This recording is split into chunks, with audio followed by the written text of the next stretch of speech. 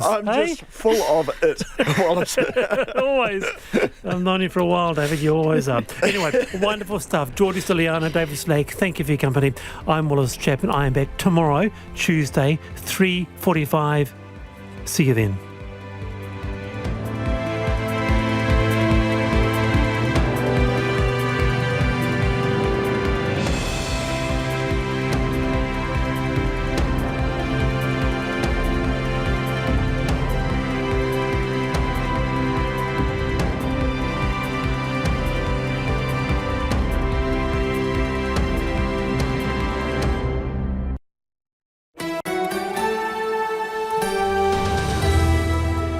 Te whakarongo mai koe ki te reo irirangi o Aotearoa. This is Checkpoint on RNZ National. I'm Lisa Owen. Haere aki nei. The government throws more petrol on the policy bonfire. 8 more projects are smoked, including cash for clunkers, public transport programs and alcohol reforms. Transport Minister Michael Wood is live. And while the government says it's focusing on bread and butter issues, food prices reach a 34-year high. Auckland bus drivers fear more violence from agitated passengers after a stabbing. Claims firefighters were left in the dark without the right gear in recent floods. Their union is live. The empty houses adding to Queenstown's accommodation crisis. And another mayor cutting her commute by camping out in a caravan. Yep, we'll talk to her too. You can watch us live on the RNZ website.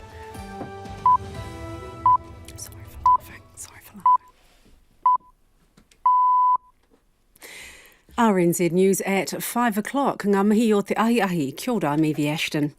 The government is axing or amending a swathe of policies and programs targeting transport, alcohol reform and lowering the voting age. It includes ditching the $500 million clean car upgrade scheme, putting alcohol reforms on ice and narrowing speed limit reductions to focus on urban areas. The Prime Minister, Chris Hipkins, says the government is cutting its cloth to suit the times. Stopping some of our plans and putting others on a slower track gives us the bandwidth to focus on these immediate priorities, while also saving some money so that we can provide a little bit of extra support to help families with increasing costs. Chris Hipkins says money freed up from changes under his leadership, estimated to be around $1 billion, will be put towards the cost of living policy. Main benefits, superannuation and student support rates will increase in line with inflation this year. In 2019, the government indexed benefits to wage growth, which in the year to December rose by 6.2%. But Cabinet has agreed to increase the payments this year by the inflation rate, 7.2%. It means a family on a benefit with children will receive an extra $40 a week, while a couple who are both aged over 65 will get $102 more a fortnight. The changes will cost an extra $311 million and will come into effect from the 1st of April. 17 people have been injured following a crash between a minibus and a motorhome near Waipomo Caves in King Country this afternoon. The crash happened on State Highway 37, Waipomo Caves Road, just before 2 o'clock. Hato Hone, St John, says of those injured, 7 have minor injuries and 10 minor to moderate. 1 person was airlifted to hospital and 2 others taken by ambulance. Charges have been laid against an individual and a company linked to the sinking of the fishing chanter Enchanter a year ago. 5 men died in the tragedy off North Cape during a storm and another 5 survived. Sam Ollie has the story.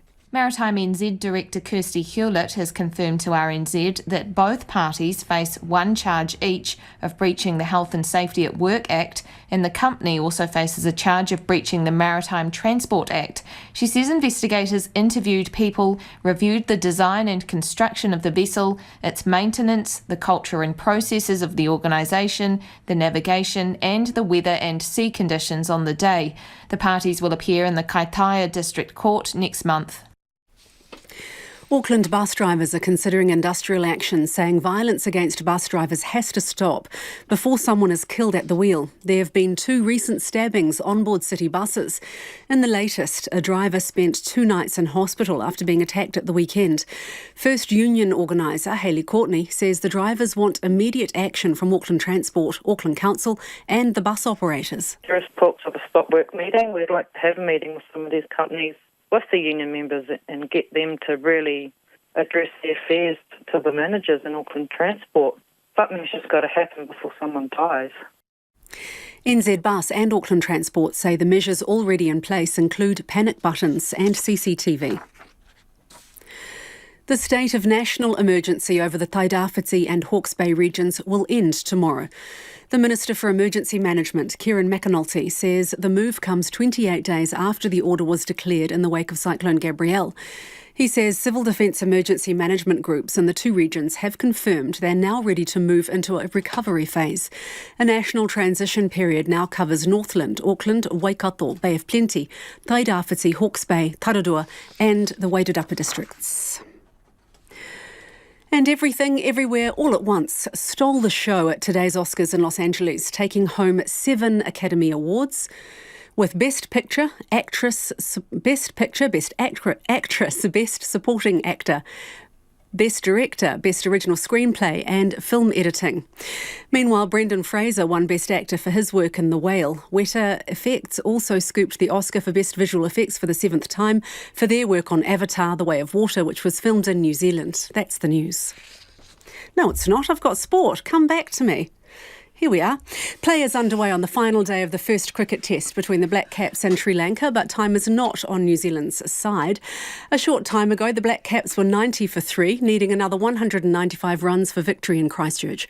Sri Lanka can win if they take New Zealand's remaining wickets. A rain delay meant play only started at 3:30, so a draw is looking likely with a minimum of just 35 overs left in the test. The referees got a verbal lashing from Sydney Kings coach Chase Buford following his side's loss to the Breakers in Game 4 of the Grand Final Series in Auckland last night. The basketball series is now 2-2 with the decider in Sydney on Wednesday after the Breakers kept their title aspirations alive with an 80-70 win. Buford claimed the referees were too lenient on the Breakers. He says he was expecting the home side would be physical after the Breakers club owner complained on social media that the refs had come down too hard on his side in Game 3. After Matt Walsh's tweet, I knew exactly how tonight was going to get called, and it was called exactly as I planned it would. They were allowed to get away with the stuff they weren't allowed to in the first few games. I mean, there was no freedom of movement. At one point it was 11-2, I think, the foul count in the second half. Chase Buford. Their final foul count had the Breakers 17 and the Kings at 20. And the Stars host the winless Southern Steel in Auckland tonight in the final game of round 2 of netball's ANZ Premiership. And that's the news. Recovery milestones for Hawke's Bay. Now, local contractors and staff have just been heroes to have rebuilt this plant in such a short period of time. Nerves and excitement for Oscar nominees. It's the work of, around 1,600 people that went into just the visual effects. 5 years worth of work, so we're hoping that it gets recognised. And AI putting words into other people's mouths. Does my voice sound different to you? This is not actually me. This is a voice made by computer. Real voices, real news. Morning Report weekdays at 6 on RNZ National. You're with Lisa Owen next on Checkpoint. Right now, the short forecast from Met Service to midnight Tuesday. Horowhenua, Kapiti Coast, Wellington and Wairarapa. Showers today, but fine tomorrow. Gale southerlies easing this evening. For the remainder of the Ika Maui, the North Island, rain spreading north this afternoon and evening with heavy falls and possible thunderstorms south of Waikato, then clearing from the south. Mainly fine tomorrow. Bulla, Westland and Fiordland, a few showers about coastal Bulla and Fiordland, but mainly fine elsewhere. Nelson, Marlborough and Canterbury, rain in Marlborough and isolated showers elsewhere, all clearing tonight, fine tomorrow. Otago and Southland, showers retreating to the coast this afternoon. Cloudy periods in Southland and Dunedin, but fine elsewhere tomorrow. Chatham Islands, rain developing this evening, heavy with possible thunderstorms, easing to showers tomorrow morning. It's 7 minutes past 5. I will have news headlines and any traffic news for you at 5:20. Nā mihi iwi, tēnā koutou katoa, no mai haere mai ki Checkpoint I tēnei rā, ko Lisa Owen tēnei. Prime Minister Chris Hipkins has added more fuel to the policy bonfire, torching or tweaking another 8 policies. The Clean Car Upgrade Scheme is gone. The speed reduction program will just focus on the most dangerous 1% of highways. The second leg of alcohol reforms relating to sponsorship and advertising has been put on ice, and the government won't introduce legislation to lower the voting age to 16 2016 for general elections, but will instead do so for local body elections. Mr Hipkins says his policy reprioritisation will have cumulative savings of $1 billion. The government is focused on the bread and butter issues, the things that matter most to New Zealanders, and at the moment the cost of living and the recovery from Cyclone Gabrielle are right at the top of the list. Stopping some of our plans and putting others on a slower track gives us the bandwidth to focus on these immediate priorities. Mr Hipkins also announced main benefits, superannuation and student support rates will this year increase in line with inflation. The government in 2019 indexed benefits to wage growth, but Cabinet has this year agreed to increase the payments by the inflation rate, 7.2%. This will see a couple who are both over the age of 65 receive $102 more a fortnight, and a single person living alone receive an extra $66 a week more. A family on a benefit with children will receive an extra $40 a week, and a sole parent will receive an extra $31 a week. The changes will cost an extra $311 million and will come into effect from the 1st of April. Transport Minister Michael Wood joins us now. Kia ora, Minister. Are the weather events allowing you to ditch unpopular policies? Well, as the Prime Minister said just before, the weather events do mean that we need to be laser-focused. We've got an enormous job to do to restore connections, to rebuild those transport links in communities affected by the floods and Cyclone Gabrielle. So we need to focus on that, and that does mean cutting our cloth. But some of these schemes seem to have been poorly thought out. The social car leasing scheme, in the detail that you released today, it said it was proving difficult to implement. So you're ditching it because it was too hard? Well, as the Prime Minister said, we're focusing our efforts here. And we've had a look right across the program, and we've said, what do we get the most value from? What are programs that we can move on and deliver results with?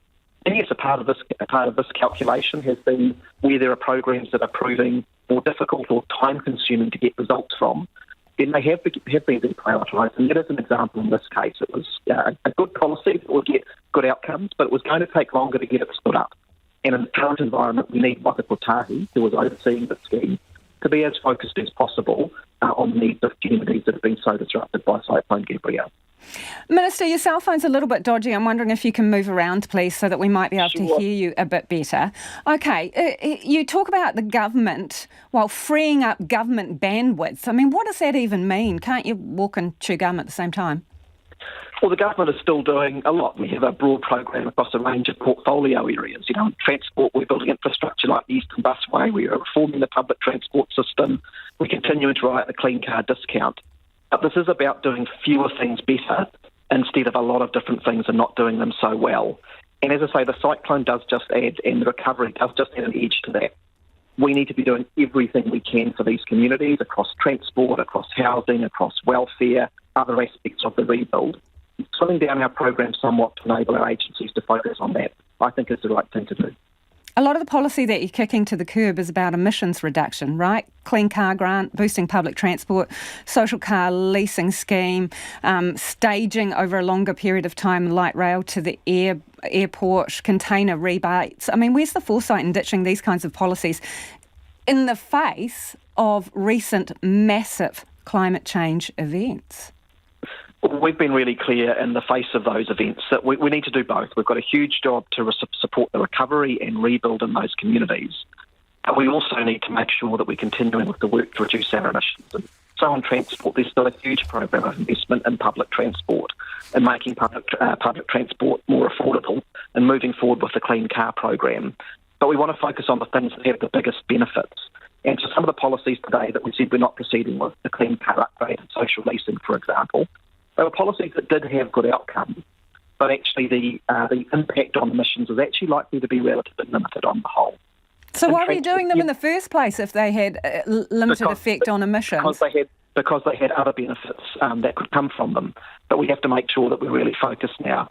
We still have an emissions reduction plan that we're committed to. We still have targets that come from that in transport and every other area in which we're putting policies in place. This week, for example, I'll be introducing legislation to Parliament to improve the public transport system and support more people on public transport. We'll have a budget coming up in which we will continue to invest in emissions reduction in transport and other areas. That remains a priority, but we do have to focus on the things that will have the biggest impact. When you made your light rail announcement a couple of weeks ago, did you know that there was going to be a change to the timetable at that point?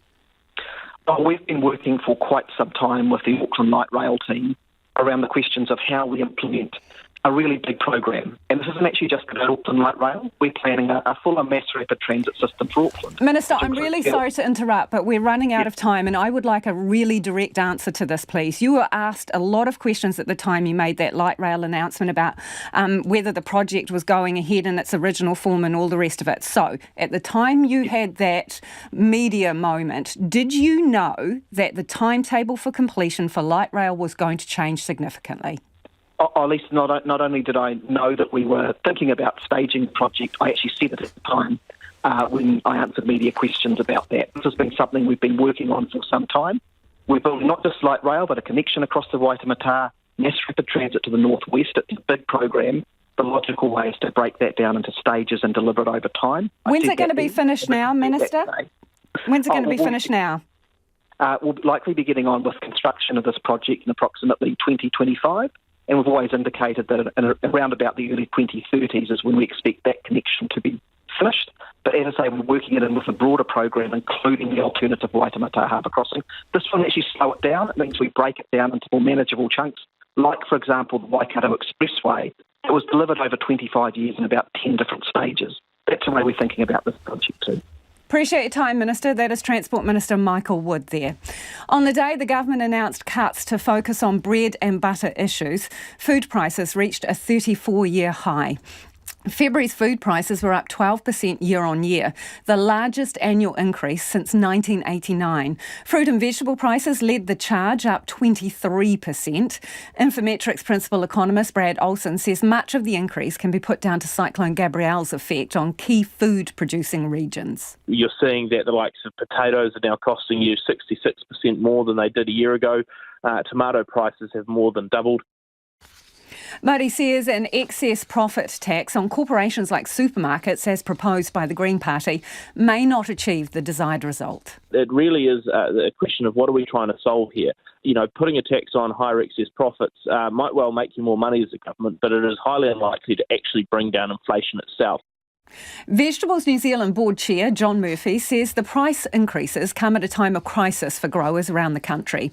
He says supply of produce was already impacted before Cyclone Gabrielle hit. Before this biblical event, there was already a bad season in process as well. So, for example, in Kumara crops, they had planted around 70% of their normal area because of ongoing rain, and that's before the cyclone. He's urging people to support their local growers who are really hurting at the moment. Restaurant meals and ready-to-eat food prices increased by 8.4%. Meat, poultry and fish were up 9.8%.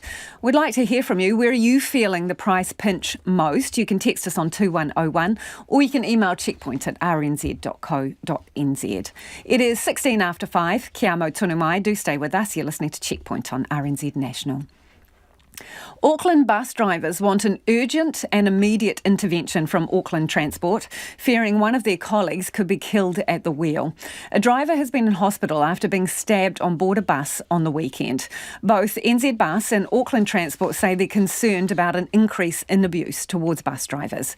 Amy Williams reports. Bus drivers are in hot demand in Auckland, where nearly 1,000 trips a day are being axed because of the vast number of vacancies. Now the unions are speaking out for the drivers whose contracts prevent them from talking direct to media. First Union organiser Hayley Courtney says now more than ever, bus drivers fear retaliation from agitated passengers. They're fearing for their safety and their well-being. Every day they go to work, they're fearing that they might not come home to their families, and effectively they're feeling extremely vulnerable every day. She talked to drivers at an Auckland bus depot this morning, where some told her they've been punched at the wheel. Driver safety is an ongoing issue the unions have raised with Auckland Transport, Auckland Council and the bus operators. We're extremely frustrated with the circumstance. We're now in a crisis in the bus industry in terms of their safety. Drivers or any workers in New Zealand, but particularly bus drivers in this instance, shouldn't come to work every day fearing for their lives and their safety. Ms Courtney says change is urgent. There is talks of a stop work meeting. We'd like to have a meeting with some of these companies, with the union members, and get them to really address their fears to the managers in Auckland Transport. Something's just got to happen before someone dies. Auckland Transport says it's concerned about driver safety and has a range of security measures on buses, including panic alarms, CCTV and roving security and transport officers. Here's its safety manager, Stacey van der Putten. We have been working with our operators and the unions on a number of measures over the last couple of years. Particularly coming out of COVID, we did see a spike in levels of threats and aggression. Together with NZ Bus, it's also trialling screens for bus drivers on 2 buses. NZ Bus Chief Operating Officer Stephen McKeefrey says its drivers are increasingly being subjected to abuse and antisocial behaviour, and it's extremely concerned about driver safety. Meanwhile, the Tramways Union has asked for security to be made permanently available on an inner-city bus route that loops from Britomart up to K Road and back. Its National Secretary, Gary Froggatt, says the route is known to be problematic. We can't have a policeman on every bus, which we'd like. Auckland Transport has, I understand, about 70 transport officers, but we hardly ever see them on the bus. They're mainly on the trains and the ferries. And I think more needs to be done in that area. The 62-year-old man accused of stabbing an Auckland bus driver at the weekend will face a judge-alone trial in May. It is 19 minutes after 5 and you're with Checkpoint on RNZ National.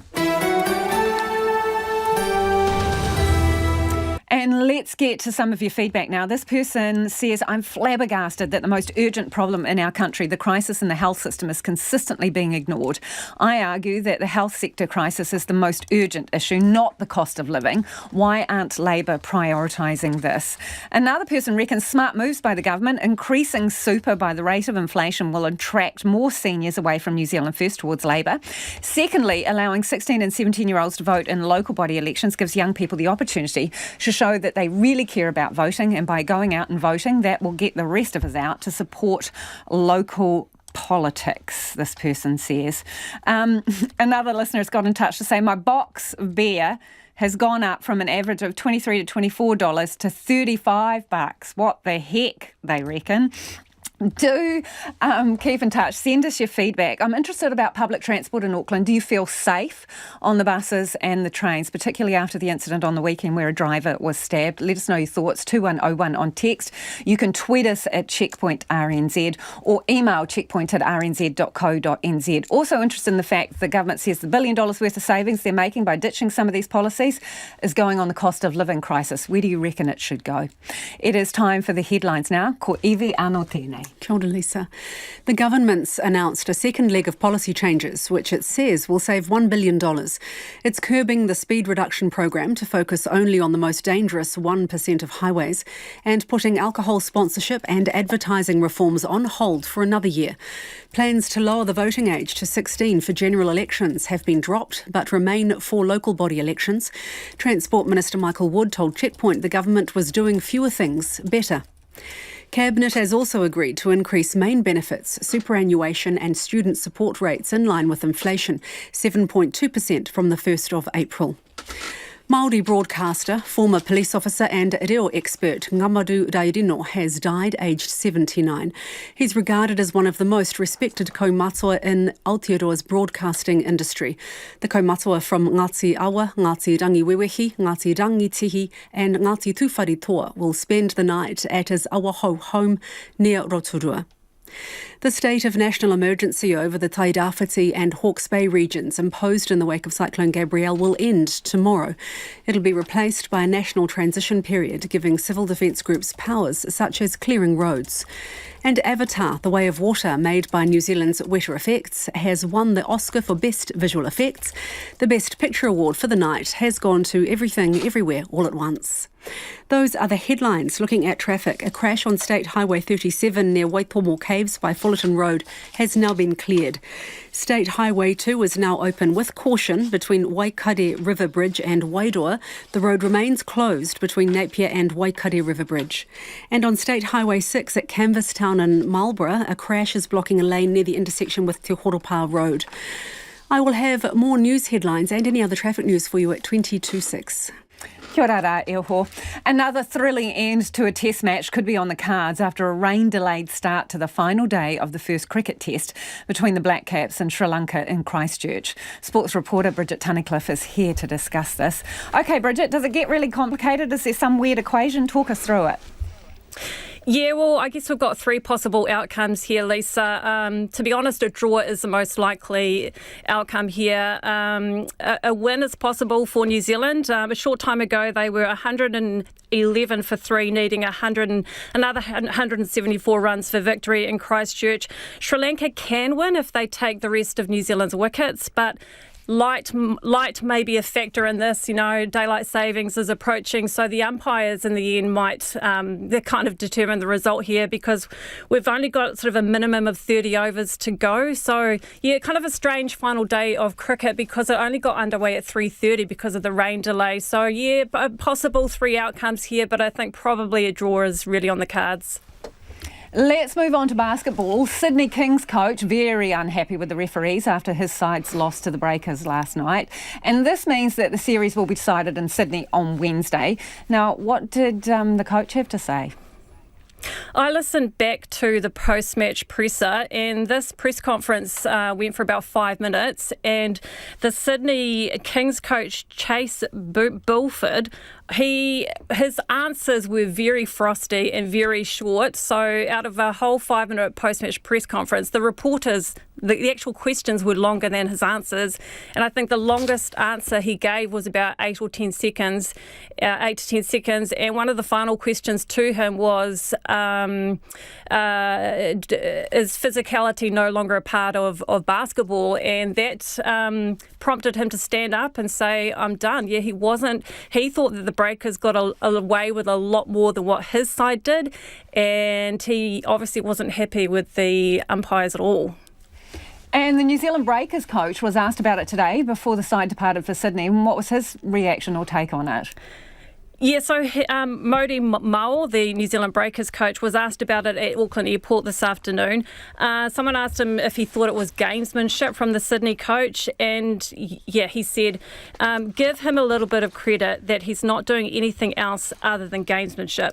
And someone asked him, how do you feel the series is being officiated? Do you think it's been consistent? His answer was literally, I don't care, I don't care. So even briefer than the Sydney coach last night. You weren't left wondering what he thought. Hey, thanks for that, Bridget. That's Bridget Tunnicliffe, our sports reporter there. Firefighters on duty during the Auckland floods struggled with inadequate gear and vehicles and feel they were left in the dark by senior leaders. That's according to the results of a survey by the Professional Firefighters Union. Auckland Mayor Wayne Brown has ordered an independent review of the emergency response to the floods on January 27th, but the findings have been delayed until mid-March. A state of emergency wasn't signed off until about 9:30 on the Friday evening and not announced publicly for another half hour. Martin Campbell is the union secretary for the Northern Branch and Auckland local branch. He joins us now. Martin, left in the dark, how so do they feel? Well, it was just very much, there was no information being passed down to our firefighters that were on the ground or to our emergency dispatchers that are answer to 111 calls. They felt they were very much in the dark. They didn't have an idea or an appreciation of the big picture. A quick analogy could be, if you imagine an orchestra and all the individual instruments all working, they may be working well, but if you bring them together without a conductor, those individual instruments may sound terrible, so we need a conductor to make sure everything all works together. And on that night, our firefighters lacked that conductor, who would have been our senior leadership. Okay, so was someone not doing their job in their view? Well, we don't know, and I guess this is what the review and investigation will hope to find out. Perhaps it could be that more things could have been done better, or things could be done in a different way. But it very much the results of the response we got with firefighters and dispatchers felt very much left in the dark with that information as to what was going on in a big picture. But don't you have an Auckland regional manager for FENZ?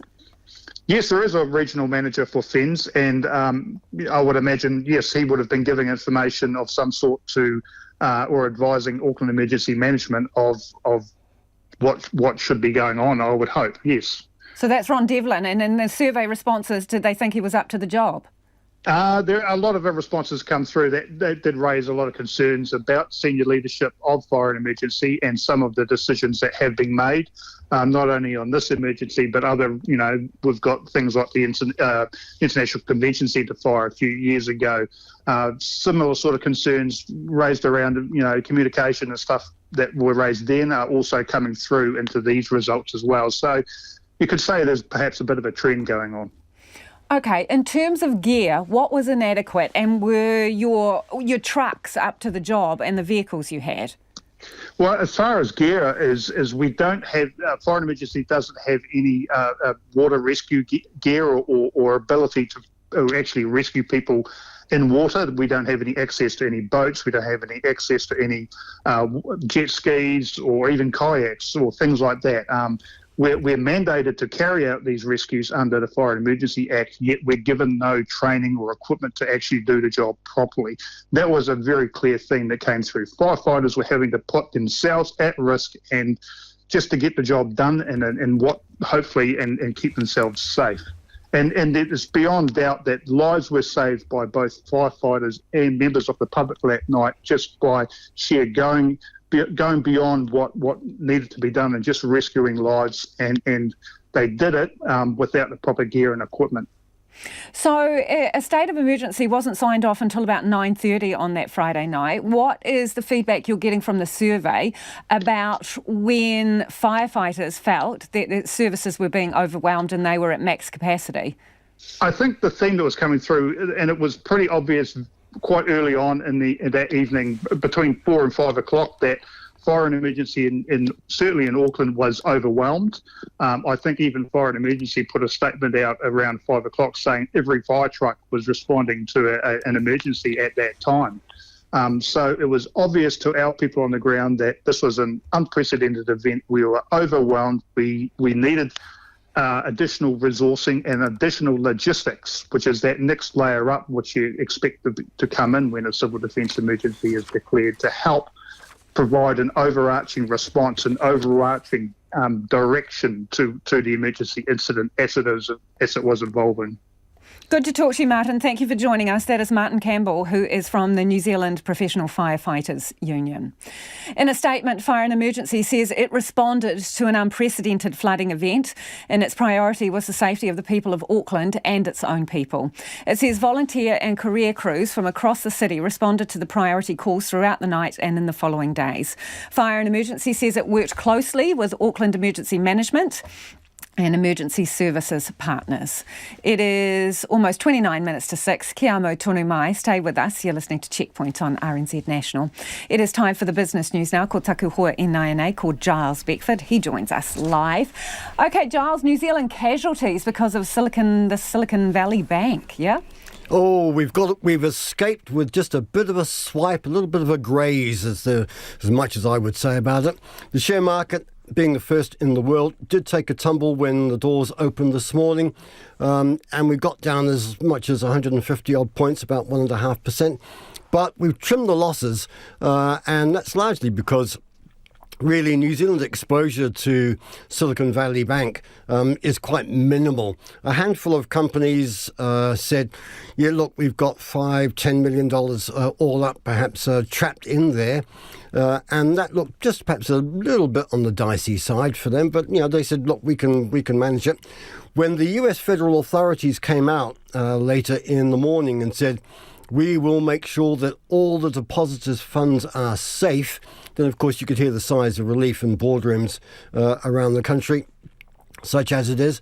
The only people who may take a bit of a hit are some of the investment funds who will be involved in what they call funds that are tied to an index, and then that index will probably include Silicon Valley Bank. One such fund has come out this afternoon. It's Marlin Investment. It's run by Fisher Funds, and they say that about 3.3% of the funds they have in one particular fund are tied up in Silicon Valley Bank. So we'll wait and see what the collateral damage is from that, but it's pretty small fry. Somebody's actually done and crunched the numbers a wee bit, saying what might this mean for Kiwi savers, remembering that a lot of these passive funds, the index funds, will have had perhaps some exposure to Silicon Valley Bank, even if it is indirectly. And it will be a handful of cents at best, depending how much you've got invested there. So pretty much not too much worry. We did reflect the overall financial market nervousness about it. And so the top 50 index is closed down 54 points. That's just under 0.5% at 11,673. But looking at the futures market and what they show for the US markets tomorrow, they show that there will be a rise of about 1% for the Dow Jones average and the S&P 500, the two main indices. So from that point of view, it may well be that the most initial fears have been answered. We'll wait to see how the market actually receives that. But New Zealand's escaped virtually unscathed. We've just gone with the ripple of fear that's running around world markets at the moment. And Giles, before you head off, can you just give us the dollar, please? I can give you very quickly that the Kiwi is just a whisker under 52 US cents, 92.9 Australian, and just touching 51.1 British pence. Thank you, Giles. Giles Beckford there, joining us live from our Wellington studio. Imagine being told by your landlord that the spare room is now an Airbnb. Well, that's exactly the scenario which confronted a group of Queenstown renters last week. A housing crisis in the area continues to grow, with the tales of renters' woes getting more bizarre. Our Otago Southland reporter Timothy Brown has the story. Maybe 3 days ago, we got a message from the owner to say, look, we know there's one room that's not being used, kind of like a spare room, and we've put it on Airbnb, and there's a couple arriving the next day. That's Queenstown renter Mitchell. He arrived in the resort town from Australia late last year to work in the hospitality industry. He searched high and low for a home in the town for months before arriving, and then did what he could, including living in hostels, until landing a place in January at what he believed was a share house. After getting told that the spare room is now being let on Airbnb, he and the other flatmates raised their concerns. We basically said to them, look, we're not comfortable with this, especially because we don't have any keys. None of the doors can lock for each of the individual rooms or for the house. And the owners pretty much came back to us and said, all right, in this case, we all want you out of the house for 4 weeks, so we're going to Airbnb the whole thing. His story is symptomatic of what's faced by many in the town. Hundreds of homes are available for short-term letting on platforms like Airbnb, but finding a permanent place in an affordable rental is hard work for the workers who keep the town's tourism and hospitality industries ticking over. Now Mitchell and the rest of his flatmates face the daunting prospect of finding somewhere else to live. It is just a real kick in the face when you're already kind of down. Like I did a week sleeping on a few pillows in a spare storage room at work, while arriving here because the hostels were all full. He says he wants to be part of the solution to Queenstown's worker shortage, especially prevalent in hospitality and tourism, but outside of his employer, he isn't getting much of a sense of being wanted. Mitchell says that reputation is spreading internationally about Queenstown. 100%. I already know people within my workplace and have heard of people in other workplaces who've come here, worked for maybe 2 or 3 months and then given up because they haven't been able to get a place and they've just gone home. Citizens Advice Bureau's National Advisor, Sasha Green, says people should take their time to seek advice before signing any tenancy agreement. She says the agreement signed by Mitchell raises some concerns for her, and it appears to meet the legal definition of a boarding house tenancy. Even though the agreement might say this only grants a licence to occupy, and says that the Residential Tenancies Act doesn't apply. On the facts of it, the Residential Tenancies Act in fact does apply, and this is a boarding house tenancy. Sasha Green says boarding house tenants still have many of the rights of those in a shared flatting situation. Any situation where you've got tenants raising an issue of concern and then immediately be given notice, even if the notice meets the lawful notice requirements for this case of boarding house tenancy, there's still a question to be asked there about whether that was in retaliation to them, making a complaint. She says taking a landlord to the tenancy tribunal is also an option. Checkpoint has spoken to a lawyer acting for the landlord, but attempts to contact them directly were unsuccessful. Well, joining us now is Queenstown Lakes District Mayor Glyn Lewis. Kia ora. Kia ora. How many houses do you reckon are empty in your area? Holiday houses just lying unused? Oh, geez, I think out of all the housing stock available in the Lakes District, the recent report said, 27% of all housing stock available sits empty. And Sorry, keep going. What would your message be to those homeowners then who have these houses lying empty when you've got people crying out for somewhere to live and business needing places to put their workers? I would encourage them to rent them long term.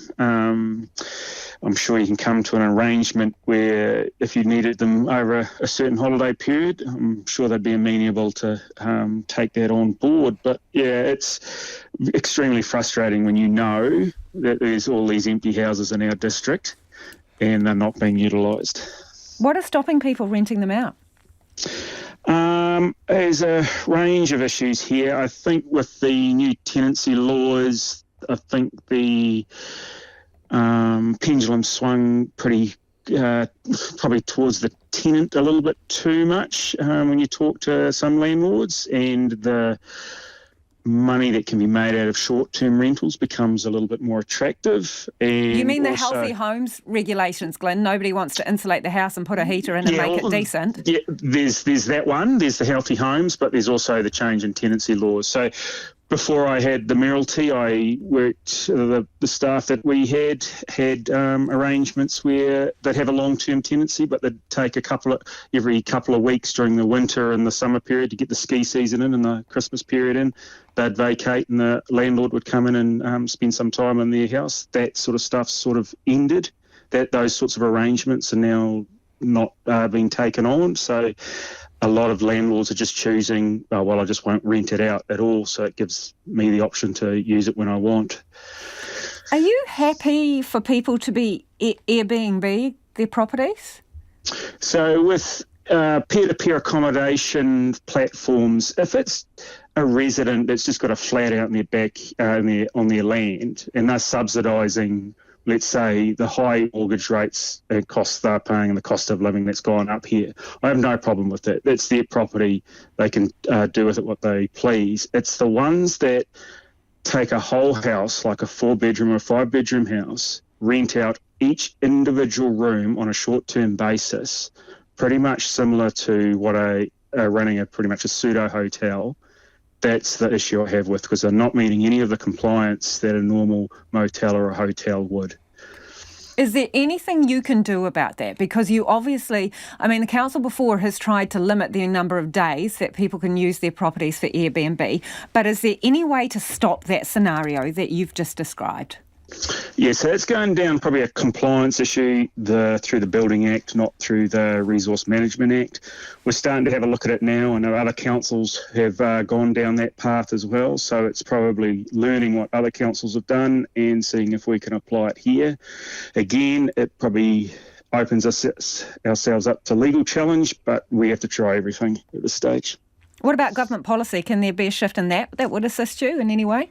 Yeah, that would definitely help. One thing that would really help would be an investment in public transport, so that our outer-lying cheaper areas become available to our workers without putting the extra burden of transport costs. And the big one really is, if the central government, and if they're serious about cost of living pressures, is look at the accommodation supplement and actually apply that evenly across our district. So explain that for people. You've got a scenario where suburbs that are slightly further out don't get as much of an accommodation supplement, yes? Not just further out. So if you look at the likes of, if you know Queenstown well, Arrowtown, Frankton and Arthurs Point, they're in a tier where they receive the full accommodation supplement, but then we have other areas such as Lake Hayes Estate, Shotover Country and Hanley Farm, which are closer to Queenstown than, let's say, Arrowtown, but they don't. And they're regarded as rural and it's not insignificant. So a family with one child, if they're in a tier where they get the full accommodation supplement, they're entitled to up to $305 per week. Otherwise, it drops down to $120 per week. And we're talking about suburbs that, let's say, shot over country, 800 lot subdivision, a school based in the heart of it with a roll near to 600.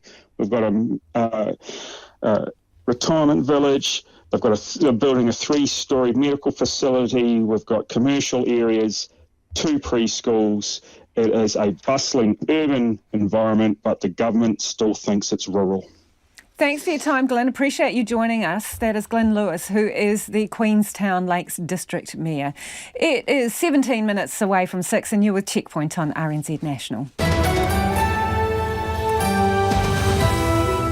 Homai o whakaaro, send us your feedback on anything you've heard on the program this evening. You can get in touch via text 2101. You can tweet us at Checkpoint RNZ or email checkpoint@rnz.co.nz.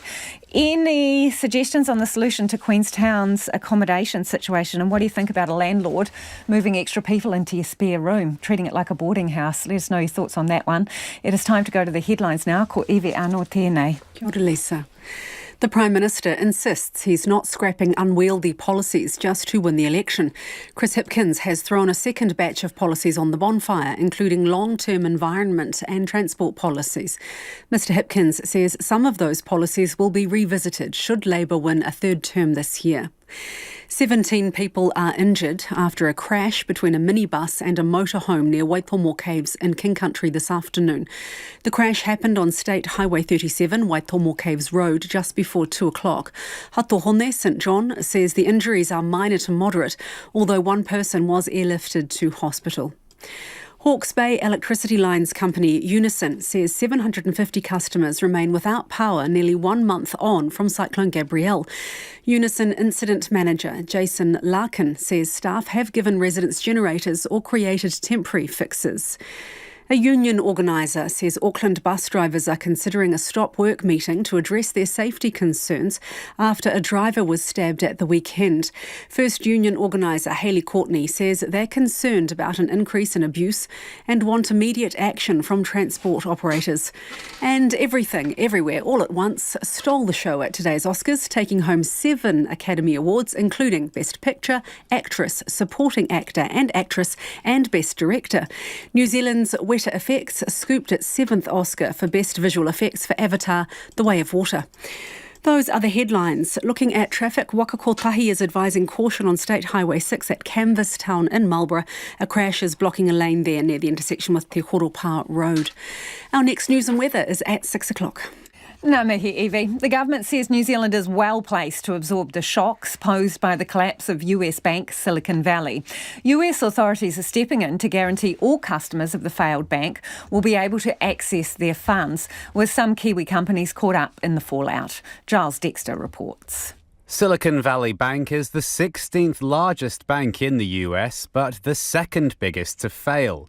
Despite being half a world away, the collapse did have a flow-on effect on our markets.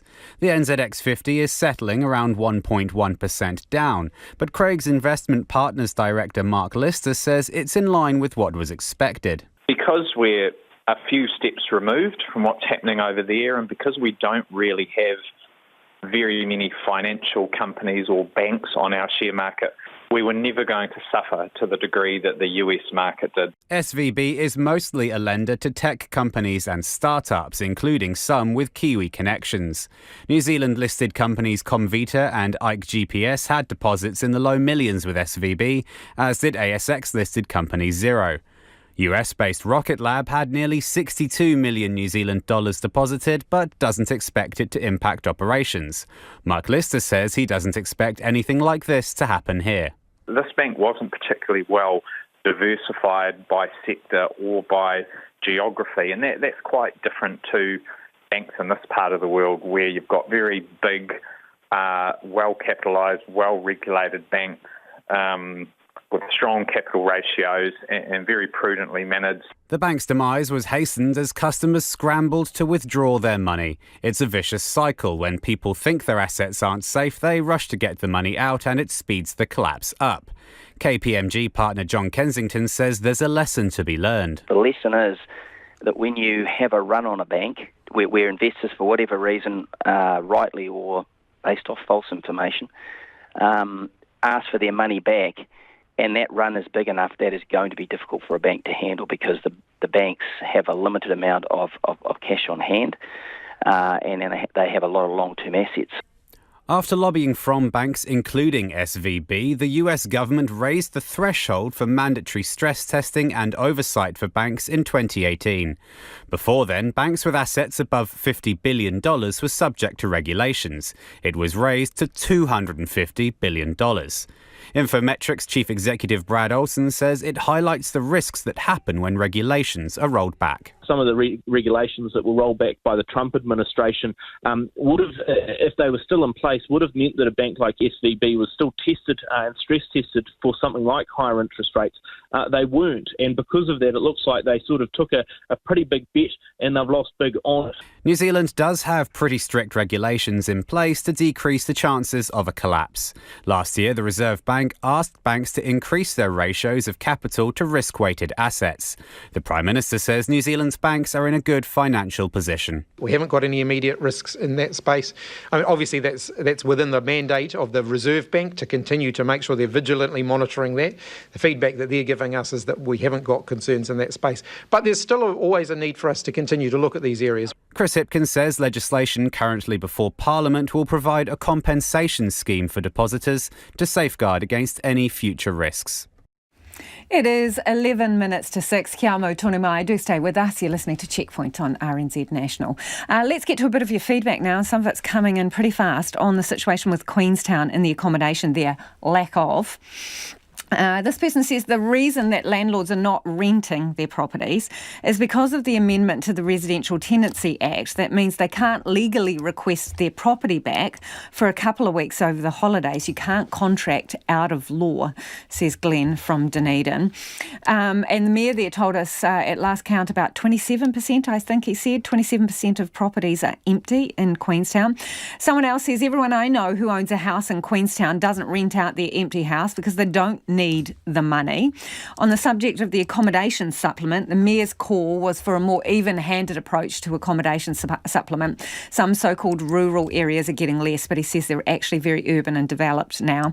This person says the accommodation supplement equals taxes to landlords. Just ban Airbnb in Queenstown. Do keep feedback coming. You can get in touch via text 2101. You can tweet us at checkpointrnz, and the email address is checkpoint@rnz.co.nz. Let's stick to kind of an accommodation theme here. Waikato's district mayor reckons camping out has cut her commute and means that she can give more time to the job. Jackie Church now lives in a caravan in a paddock in Ngaruawahia, just a few minutes from the council's headquarters. It's a rambling district of more than 400,000 hectares, and the mayor has been commuting an hour each way from her Port Waikato home, but not anymore. Jackie Church is with us now. Kia ora, Jackie. Kia ora, Lisa. Can you describe your digs for us in Ngaruawahia? What's this caravan like? Oh, it's fabulous. I love the name to start with. It's called Unicorn, so I think that's actually quite apt. First female mayor of Waikato District Council. So I live in a unicorn caravan with my husband, and we've got a fabulous view of the Hakuramato Ranges, which it's a really destination for many keen walkers and people who love the nature, with about 200,000 visitors here. So I get a view over those when I wake up in the morning. And so tell us about the motivation for the slightly unusual living arrangements. Sure. Yes, the Pua Waikato, Waikato is right at the mouth of the Waikato River. It's an hour and a quarter from Ngaruawahia, where council is. So when I decided to stand for me, I thought long and hard about it, knowing that I wanted to be close and give it 150%. And that I felt was the best thing to do, would be to move closer to council so I could give it all my all. But that would be evening our family, which is my husband, because we're now empty nesters. But unfortunately, he's a good partner and is a great husband. And he said, sure, let's go for it. So, yeah, that was a good decision before I decided to stand for mayor. And what do people say when you say, oh yeah, just down the road in a paddock in a caravan? Well, probably not many people know until, I guess, this weekend. Thanks to my Port Waikato friends who let Richard Wood know that on the weekend when he was doing his investigation of Port Waikato in the state there after the cyclone. I've been living between October last year at the end of the local government elections and the end of the year. I was living, fortunately, my uncle and auntie live in Ngaruawahia, so I've been boarding in their home, which has been really wonderful because I can concentrate on settling into council and doing that really big work. But, up to 5 nights a week plus away from my home and husband was not sustainable. So over the Christmas we decided to live together. So he still now commutes to Pukekai every day to our business, and which is another quarter of an hour each way for him. So it's a big sacrifice. And we're living in a fashionable teeny tiny house, or a tiny house on wheels called a caravan. So have you got all the mod cons that let you do the mayor thing? Like, I mean, have you got Wi-Fi, or, can you watch the news, Jackie? Sure. Yes. I mean, that's the thing, you go choosing. I mean, these days they're pretty sophisticated. But like that criteria of, a full fridge. It's a small one, but a full fridge and a microwave, and we've got a television and, just all the mod, there's sort of mod cons. It's, got lovely open windows, and it's just really just a small house. Just, yeah. Do you go home at the weekends to your actual house? Sure. Yeah, that's the idea of it. Each week's different because there's another thing, because now I'm more in the centre of our district, because we're 80% the size of Auckland Super City, so it gives you an idea of how huge Auckland City is. That's really the size that we've got. And we've got 600 kilometres of unformed, unsealed network of roading over 2,400 kilometres. So it's a lot of driving and a lot of big space. So the least work from Ngaruawahia, it's more in the centre of the district. And so I can then at night time go out. So sometimes we've got functions to go to on the weekend too. So really we just coordinate our diaries, and sometimes my husband goes home, but sometimes, most often now, he'll be down with me in Ngaruawahia. And on the weekend sometimes we'll be at home in the north, or we'll be down, other things. So it just depends. Each week's different. Are you going to take the unicorn anywhere else? I would love to. I mean, that was one of my aspirations, because I guess I've come from a community background and got into politics, and so really from the community advocacy point of view, I always think the best thing to do is to be with community, to understand community, and hopefully, sit there and wait for people to come and visit me. So that was kind of the intention when I was campaigning, and it was always my intention. So now that we've got the caravan, probably now it's going to be probably a bit cooler now as we end at the end of summer, but I definitely would love to do that. If you want to invite me to the communities in the Waikato District Council, we'll try and make it happen and go and hang out with them. You mentioned, summer's coming to an end. It's all fun and games in a caravan in summer, but when it turns to winter, it can get a bit nasty. You're going to tough it out? Well, who knows? That's the idea. It's a pretty warm and cosy, insulated caravan, so that's the intention, sure.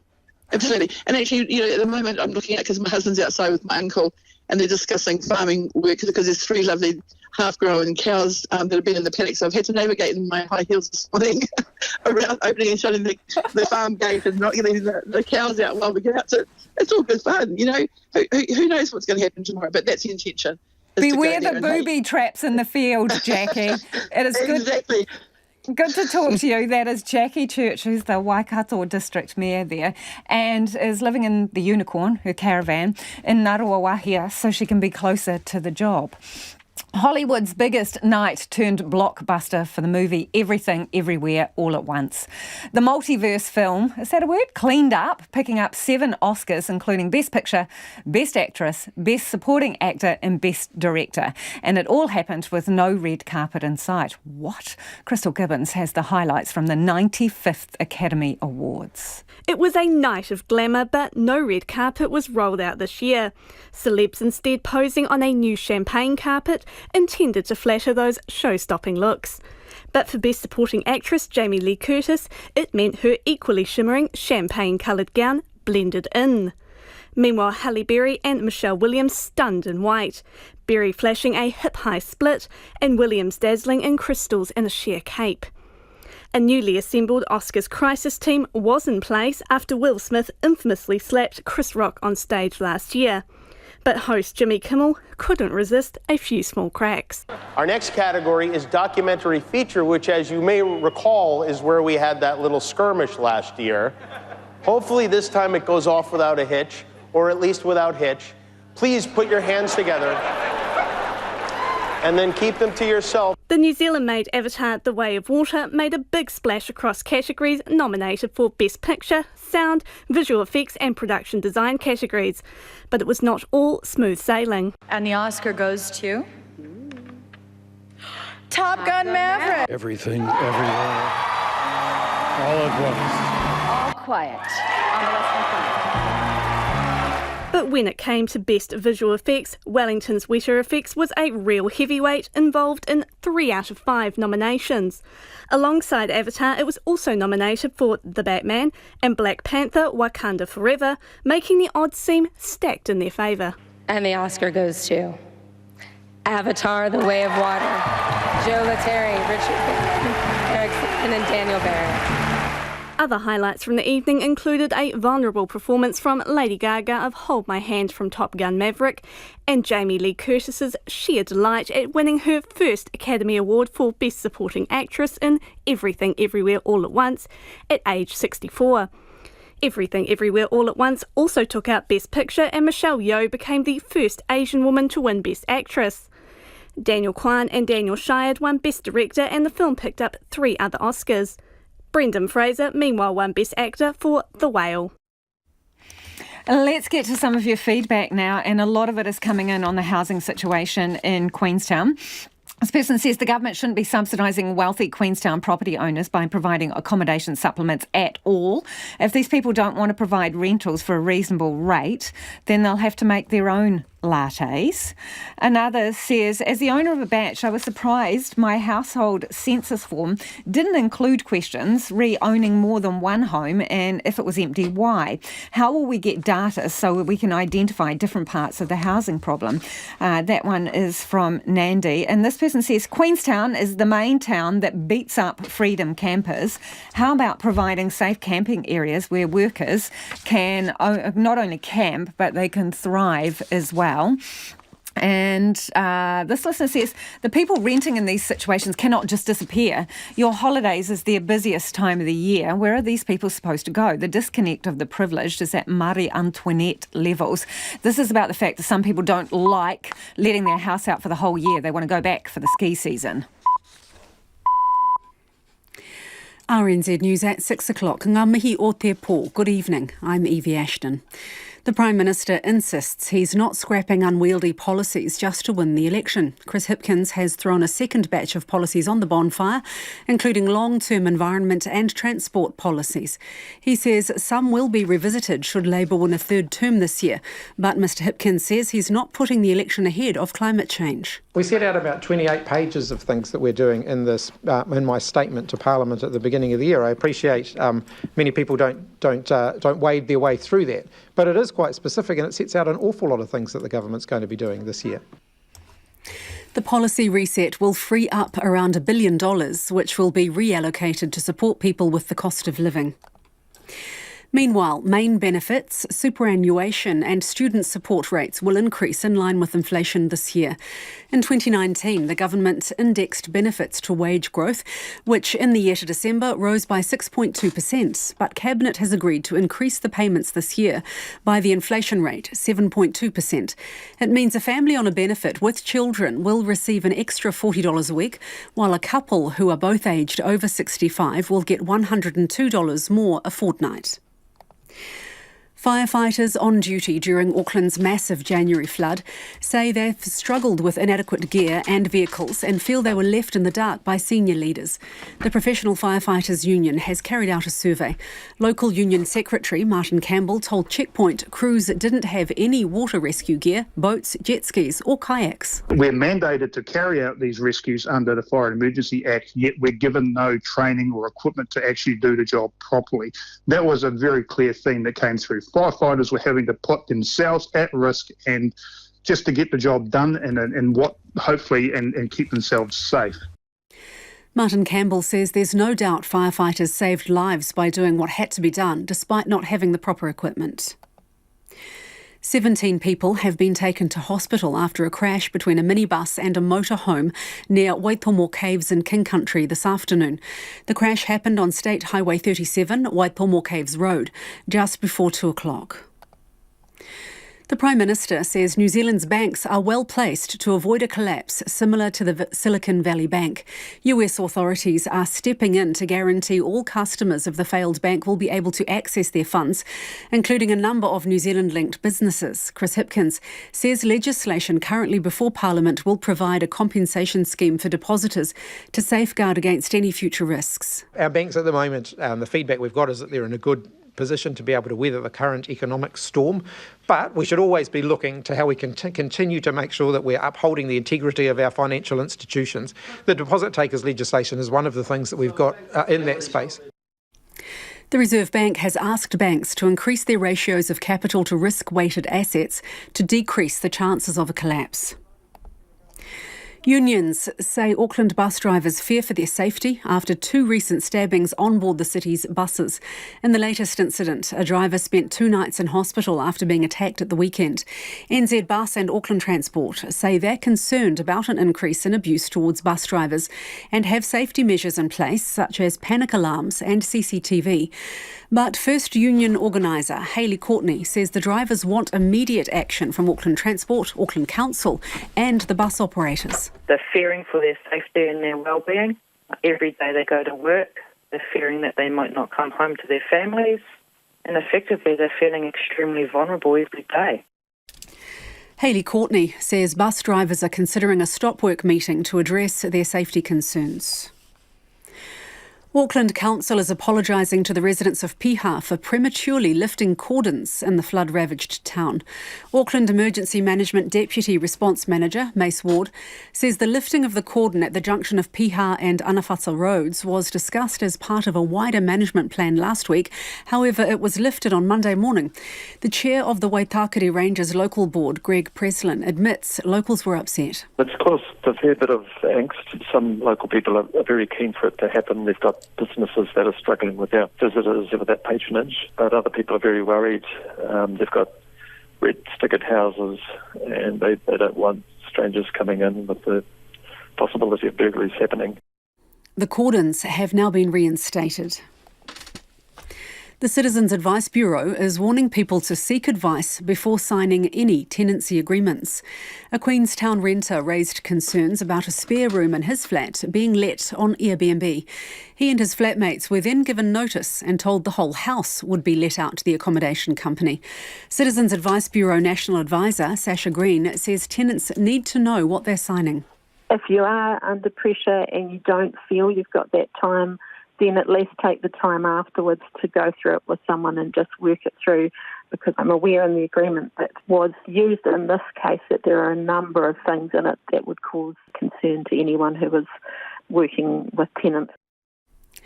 Sasha Green says people should always get a second opinion. The New Zealand share market has trimmed its losses to close modestly lower after the fallout from the collapse of Silicon Valley Bank.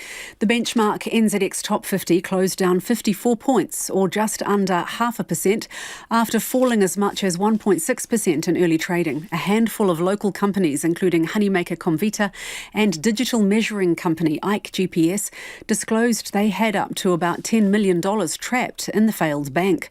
However, nerves were calmed when US federal authorities said they'd ensure depositors' money in Silicon Valley and another bank would get their full funds. I'm Catherine Ryan. On 9 to noon tomorrow, the electricity retailer that's gone beyond being climate neutral to climate positive. What does that mean and how did it do it? What action could the US federal government take over the failure of Silicon Valley Bank? A third of the world's penguins live on or near our shores. We check in on the health of a little-known erect crested penguin, and journalist Will Sommer investigates the bizarre QAnon conspiracy theory that he says has unhinged America. With me on 9 to noon on RNZ National. Before we go to the weather, I'll just update you on the cricket. The first test between the Black Caps and Sri Lanka is headed towards a draw. A short time ago, the Black Caps were 161 for 3, needing another 124 runs for victory in Christchurch on the final day of the first test. A rain delay meant play only started at 3:30 this afternoon.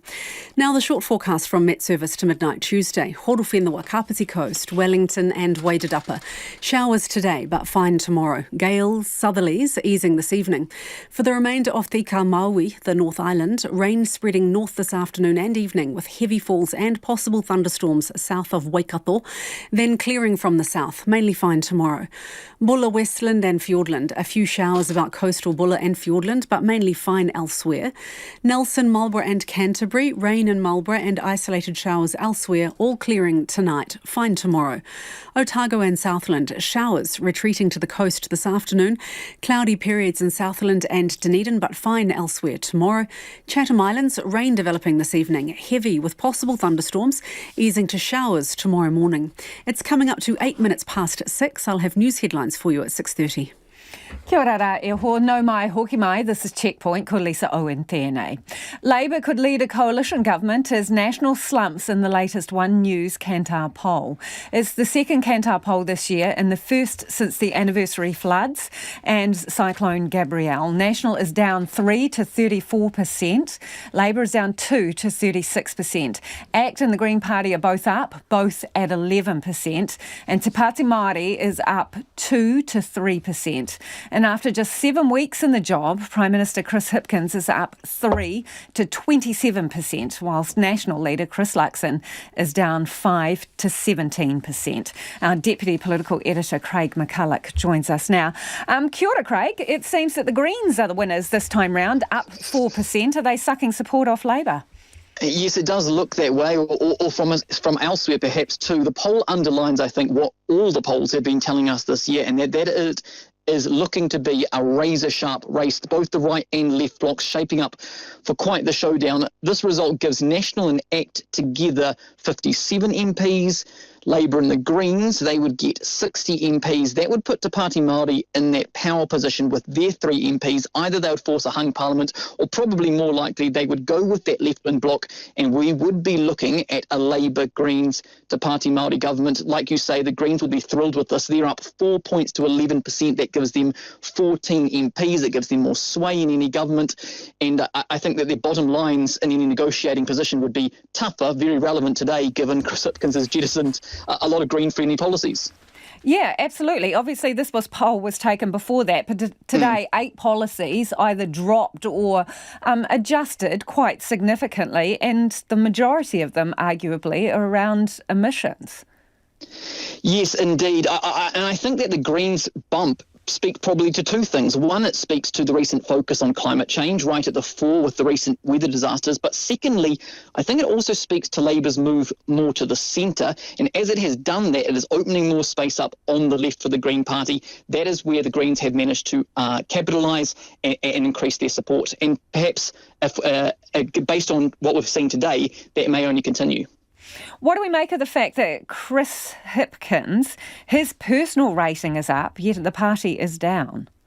Yes, mixed feelings I think Labour will have about this. They are down 2 points to 36%. That is not great. But then when you add in their potential partners, the Greens and Te Pāti Māori both up, they are in that position to potentially form government. On the last poll, the last One News Kantar poll, they couldn't get there. On this one, if Te Pāti Māori played ball, they could, and that is critical. Chris Hipkins too, you mentioned the preferred Prime Minister numbers. He will be taking comfort from that, up 4 points to 27%, whereas Christopher Luxon is down a whopping 5 points to 17%. Again, in that head-to-head battle, Chris Hipkins has the clear edge. It is still a fair way to the election. It is still looking very close, but like I say, Chris Hipkins has the edge at the moment. I mean, there is an expression about crisis leaders, right? They tend to do well, people leading in a crisis. So is it that Chris Hipkins has a platform at the moment with the Cyclone Gabrielle response, or is Christopher Luxon doing something wrong? Well, certainly National has struggled this year to get cut through. First there was the change in Prime Minister, then there was the Auckland floods, then we were looking at the cyclone. So opposition parties they are largely irrelevant in a crisis, and National has felt that very keenly. This last week saw them lurch a little bit out of that slumber. They took control of the narrative. They focused in on consultants and contractors in the public service. They landed a solid blow against the government there, but otherwise they have really struggled to get cut through. National down 3 points here. They will not be happy with that, particularly given Labour's slight dip. They might have hoped to actually pick some of that up. They did not get it, and the question they really will need to be asking is, why is that? Is it because of Christopher Luxon? He initially helped put National back into a position of power. He gave them that surge that they needed. He made them look credible again. But as time has gone on, he looks to actually be holding the party back, not pushing it forward. Do they need another friend, and is that friend Winston Peters? Well, New Zealand First probably does warrant a mention here. They are on 3%, up 1 point. But unlike the Māori Party, they do not have an electorate seat to ease their way into Parliament. 3% is not a bad result for New Zealand First at this stage, but they will need to get a bit closer to that 5% threshold if they are to give voters the confidence that they wouldn't just be wasting their vote with New Zealand First. Thank you, Craig. That is our Deputy Political Editor, Craig McCulloch, there with that One News Kantar poll showing both Labour and National are down, but Greens are the big winners, up 4% there. Labour still able to form a government with the help of Te Pāti Māori and the Greens. 13 minutes after 6, and you're with Checkpoint on RNZ National. Nearly 1 month on from Cyclone Gabrielle, some in Hawke's Bay remain without power. Candlelit baths, darkened houses or a noisy generator have become the new normal. But the lights are slowly coming back on. Neva Chittick reports from Puketapu. Claire Holmes lives in Puketapu, just down the road from where the Tutaikuri River washed away the bridge to Fern Hill. For more than 3 weeks, her home, like many, was without power. My circadian rhythms have loved it. Great sleep at night because the mahi during the day has been physical and emotional and a lot, right? But yeah, candlelit bathing, and although I will say I was stoked the day that we kind of bypassed the heater on the gas and had a hot shower. That was a good day. On Saturday, electricity was restored, which was a nice surprise for Ryan Gittings. He works in an orchard nearby on Dartmoor Road, where almost a kilometre of power lines were completely destroyed. Pretty stoked that's underway. Yeah, Unison and that Horizon company just flat tap have just been putting power lines up left, right and centre, cables, a lot faster than I thought they would. Thought it was going to be longer, so yeah, massive effort for them. It's a hive of activity in the valley, with diggers shifting silt, logs and debris, clearing tracks for line crews, busy reinstating the cables from cherry pickers. They are working to reconnect more than 700 customers, like Kay Marsh on Puketitiri Road. We've got power, but we're on a big Jenny that they're feeding with diesel every day, but yeah. So hopefully soon, though, we'll get back on the main track. Unison Incident Manager Jason Larkin says over the weekend the region finally began to reinstate its connection to the national grid. We've come from 75,000 customers off at the height of the storm down to 750 in less than a month. But we know how hard it is for those 750 customers still without power. Around half of those are what we'd call residential customers, and of those, probably less than 200 that are actually occupied. He says staff have been attending crucial community meetings, sometimes flying in by helicopter to understand the needs of each property.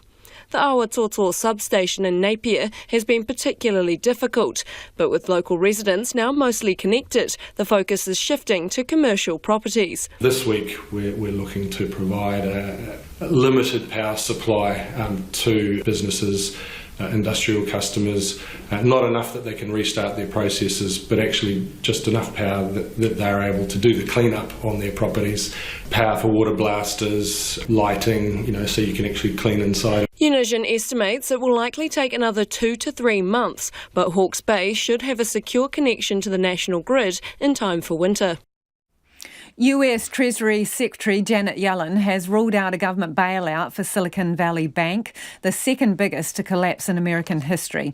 Its customers are mostly startup companies and tech workers, and authorities say they'll do what they can to protect customers. The ABC's David Sparks has more. The collapse of Silicon Valley Bank came after it declared it was trying to raise $2.2 billion as its assets were hit by a range of factors, including higher interest rates. That news caused customers and investors to flee the bank, withdrawing their money and sparking the crisis that's now unfolding. No matter how bad the situation is, US Treasury Secretary Janet Yellen told CBS, unlike during the global financial crisis of 2008, this time there'll be no government bailout.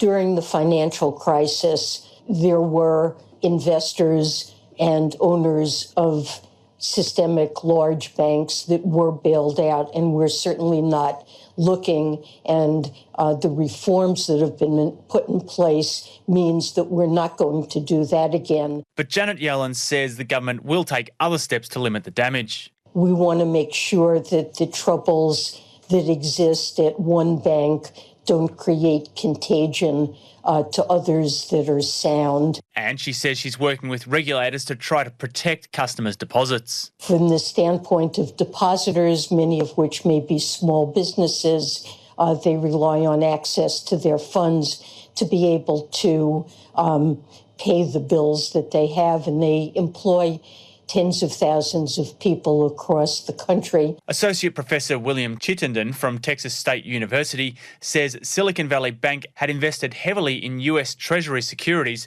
which are vulnerable to interest rate rises. And so when they bought these in 2020, 2021, rates were still relatively low. But beginning last year, the Federal Reserve started raising interest rates. They've raised interest rates faster than they ever have before. As those interest rates went up, the value of all of those Treasury securities that SVB bought went down. He says as depositors started withdrawing their cash, the bank was forced to sell those Treasury securities at a loss. While other countries are not panicking yet, they are watching closely.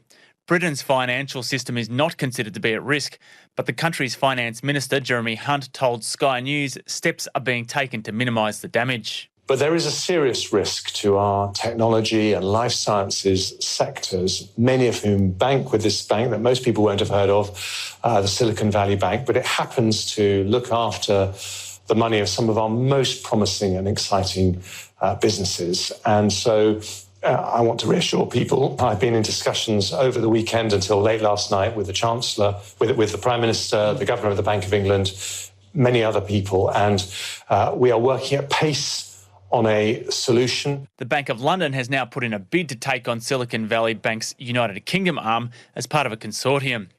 In Australia, Treasurer Jim Chalmers says the government is seeking advice and is aware that some Australian firms have been affected. But he says the fallout for Australia's broader financial system is unlikely to be significant.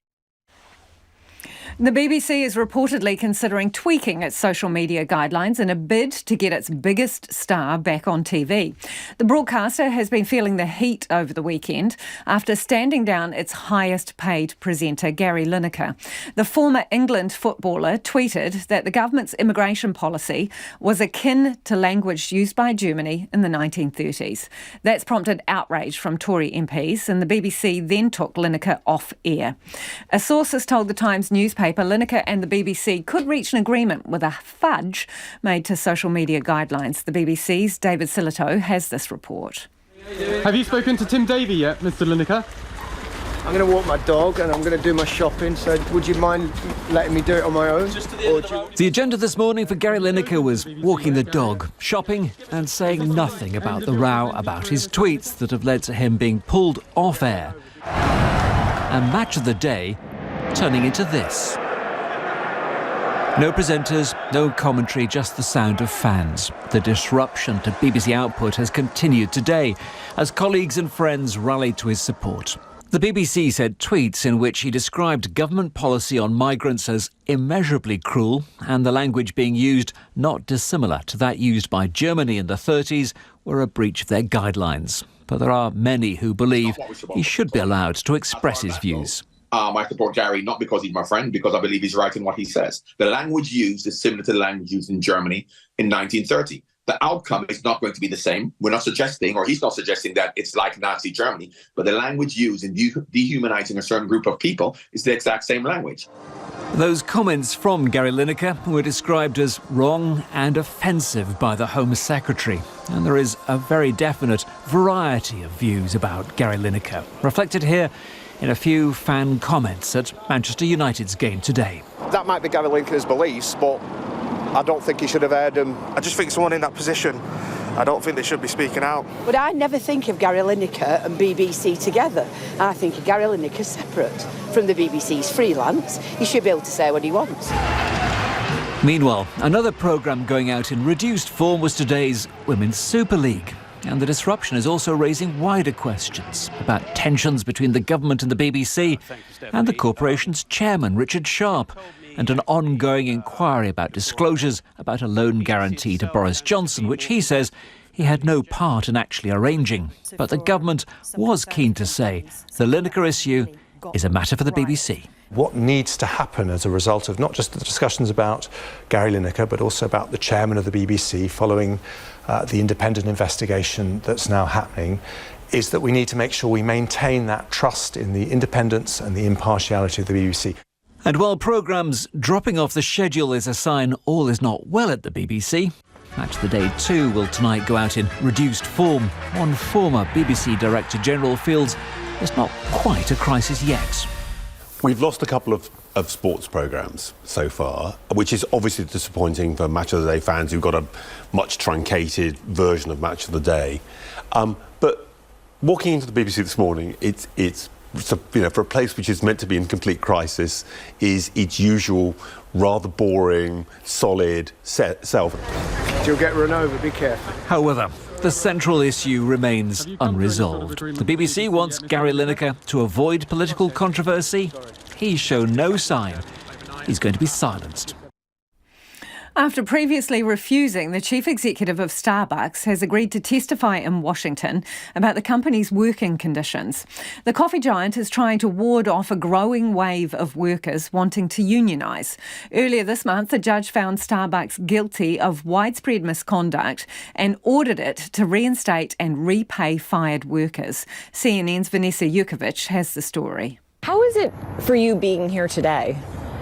Every time I come to this store, and it's only been about 4 times since I've been fired, it's been very emotional. On April 1st last year, Angel Krempa was fired from her barista job at Starbucks in Buffalo, New York. Starbucks says she was fired for violating the company's policies. Krempa says it was retaliation. Why do you think you were fired? I think that they illegally fired me because I was leading the union effort at this store. Last week, a judge agreed. In a 218-page ruling, a National Labor Relations Board judge said Starbucks displayed, quote, egregious and widespread misconduct to employees unionizing at 21 locations in the Buffalo area. Several workers, including Krempa, must be reinstated according to the judge's order. Do you want to go back and work here again? I would love to come back and work here again. It's the best job that I ever had. Starbucks said the order is inappropriate and are considering all options to obtain further legal review. Since the success of the first union in Buffalo in 2021, there are now 280 unionized stores across the U.S. To date, Starbucks Workers United says it's filed 600 charges against the coffee giant for alleged federal labor violations and illegal firings. And Starbucks has filed nearly 100 unfair labor practice charges against the union for failing to bargain in good faith.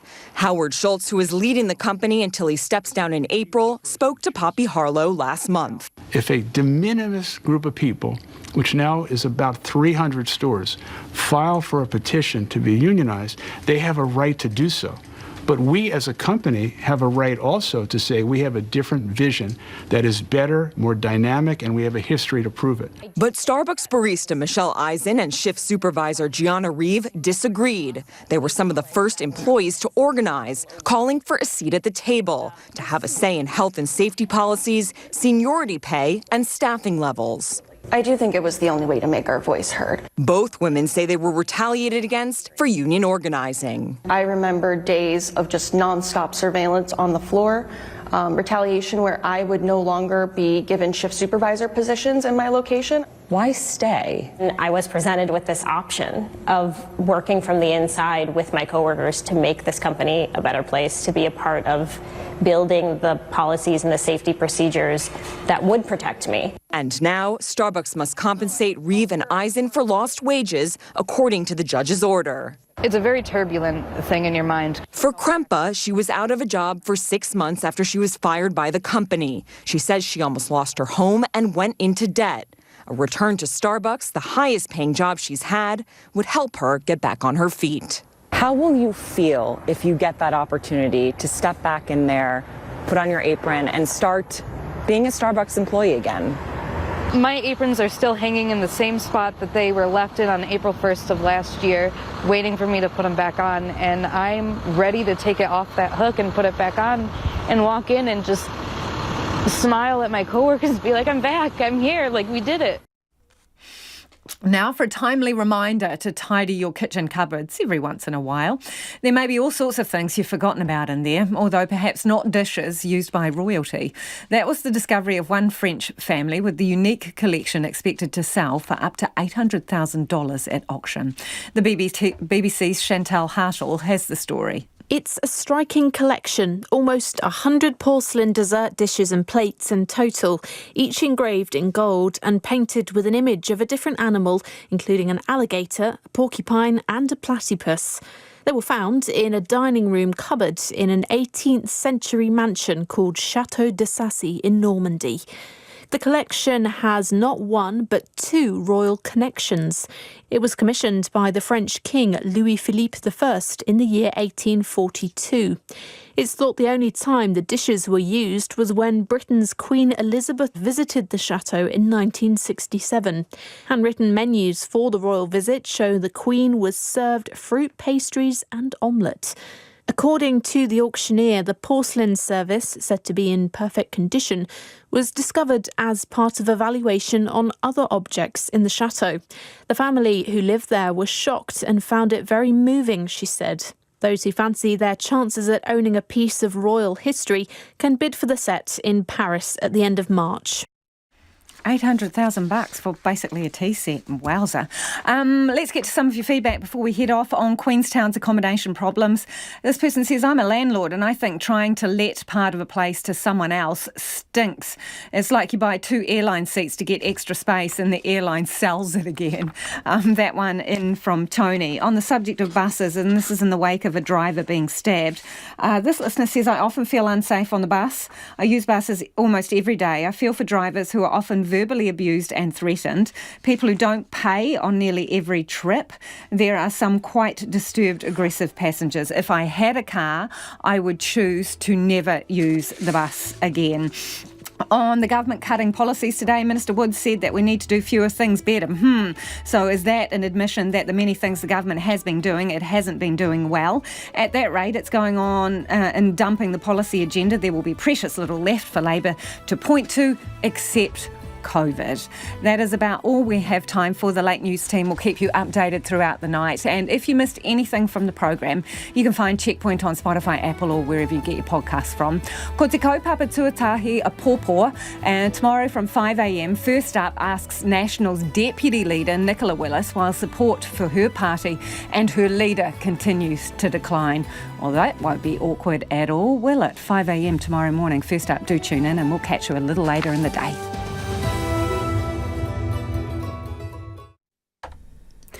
RNZ News headlines at 6:30. Ngā mihi o te pō, I'm Evie Ashton. The Prime Minister says Labour and the Greens will continue to have a constructive relationship despite abandoning Green-supported policies such as the Clean Car Discount scheme. Meanwhile, main benefits, superannuation and student support rates will increase in line with inflation this year, up 7.2% from the 1st of April. A professional firefighters union survey says members on duty during Auckland's massive January flood